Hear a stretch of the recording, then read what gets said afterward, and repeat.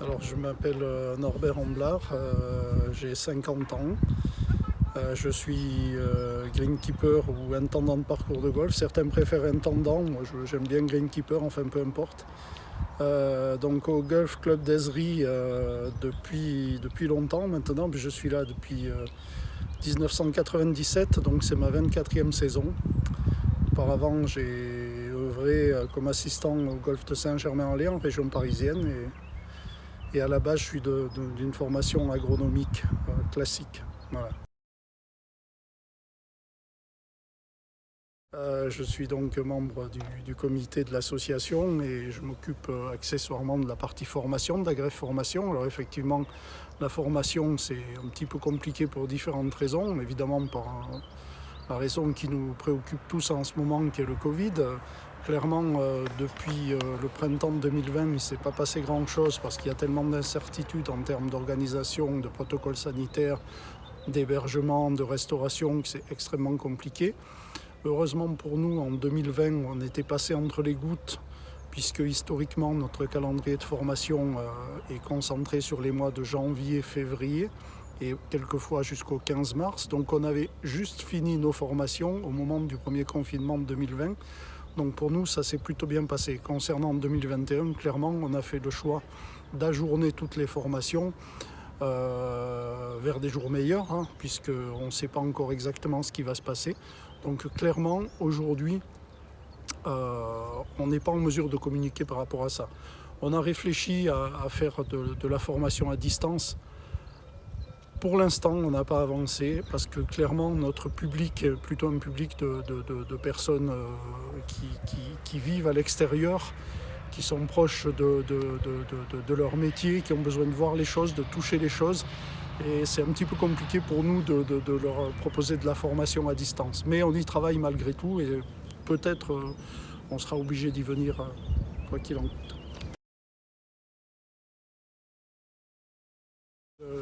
Le golf d'Ezri s'appelle depuis peu le golf d'Ezri Grand Genève. Alors pourquoi? Parce qu'il y a une notion de territoire importante. Puisque nous sommes dans la bande frontalière avec Genève, on est clairement au cœur d'un territoire qui s'appelle le Grand Genève.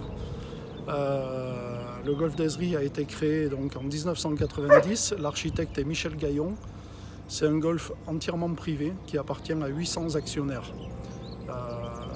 Jusqu'à l'année dernière, même il y a 2 ans, c'était un golf qui était qualifié d'associatif, puisque la plus grosse partie, l'entretien, l'exploitation du terrain était gérée par une association. Alors, depuis 2 ans maintenant, tout a été basculé sur une SA pour différentes raisons, mais pour être beaucoup plus réactif et nous donner accès à toutes les marketplaces et à toute la partie plus commerciale que demandent les gens aujourd'hui, puisque le membership classique a tendance à disparaître au profit d'un usage beaucoup plus touristique, voyage, déplacement, plaisir. Donc on s'est repositionné et on a beaucoup de clients extérieurs également. Alors, c'est un parcours un petit peu particulier parce que c'est un parcours qui a été dessiné par Michel Gaillon comme un lynx au départ. Sauf que c'est un lynx à la montagne. Le parcours s'étend sur environ 75 hectares, donc il y a 27 trous plus une zone d'entraînement en practice. Donc sur ces 75 hectares, on a 90 mètres de dénivelé, ce qui est, pour beaucoup, qui sont dans des régions plus plates, 90 mètres c'est beaucoup. Nous, 90 mètres c'est entre le départ du 1 et le green du 10. Donc ça implique pas mal de contraintes, pas mal de travaux manuels, c'est-à-dire de zones qu'on ne peut pas mécaniser, en termes de finition, puis de sécurité également. Et puis ça nous oblige également à avoir un parc matériel adapté. Alors il n'y a pas que des greenkeepers, puisqu'on s'occupe, au-delà du parcours, on s'occupe aussi des bâtiments, toute la partie piscine, enfin il y a tout un patrimoine autour. Au total, pour s'occuper de l'ensemble du foncier du golf, il y a 13 personnes.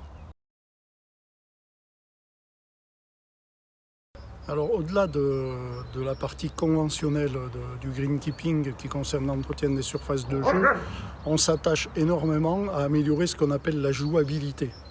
C'est-à-dire que les gens puissent jouer sur la période la plus ample possible, tout au long de l'année, dans les meilleures conditions possibles. Parce que clairement, on est quand même sur un climat semi-montagnard. Vous l'avez compris, hier, là on est le 8 avril, hier matin il y avait encore de la neige.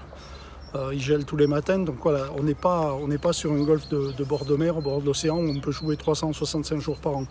Donc on joue plutôt autour de 300 jours les bonnes années. Mais si on peut arriver à grappiller 5-10 jours par des aménagements, c'est toujours bon, les actionnaires sont contents, les visiteurs sont contents, tout le monde s'y retrouve.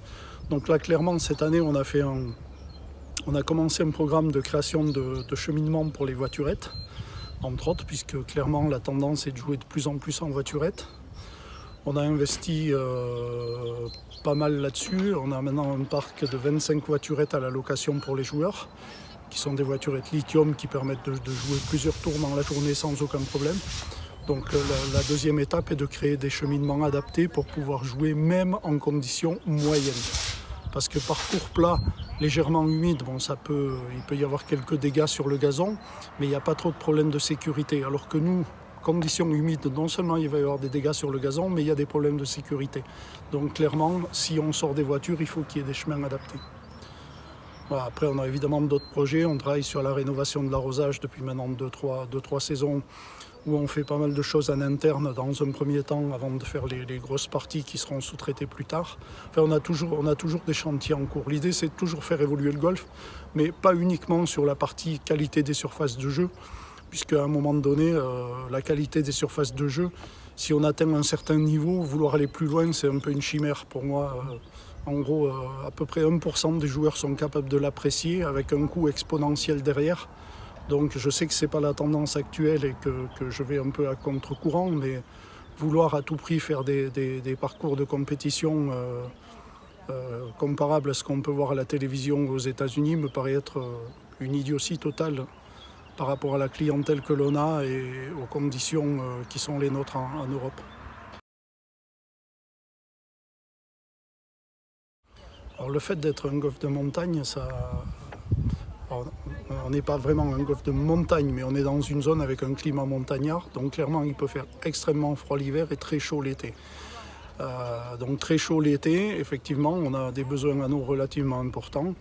Alors, toute proportion gardée par rapport à nos petits camarades du sud de la France, mais on utilise environ entre 60 et 80 000 m3 par an pour les 27 trous. L'eau provient d'une rivière qui s'appelle l'Arve. L'Arve est un affluent important du Rhône qui prend sa source sur les glaciers autour du Mont Blanc et qui va se jeter dans le Rhône au niveau de Genève. Cette rivière est ce qu'on appelle une rivière à débit pluvio-nival, c'est-à-dire que son maximum de débit est en été au moment de la fonte des neiges et des glaciers. Donc clairement, quand on pompe dans cette rivière, la rivière a son maximum de débit, mais c'est pas pour autant qu'on peut faire n'importe quoi, parce que la ressource en eau est gérée au niveau du bassin. Donc c'est pour ça qu'il y a des agences de bassin, donc en l'occurrence Rhône, Corse, Méditerranée pour nous. Donc l'Arve étant un affluent du Rhône et irriguant toute la Provence et le sud de la France, on est soumis aux mêmes contraintes sur tout le bassin. Donc s'il y a restriction en été, il y a restriction pour nous aussi. Donc ça, clairement, voilà, on n'est pas sur les mêmes ETP, on n'est pas sur les mêmes consommations que sur les zones méditerranéennes. Donc jusqu'à présent, on n'a pas de soucis.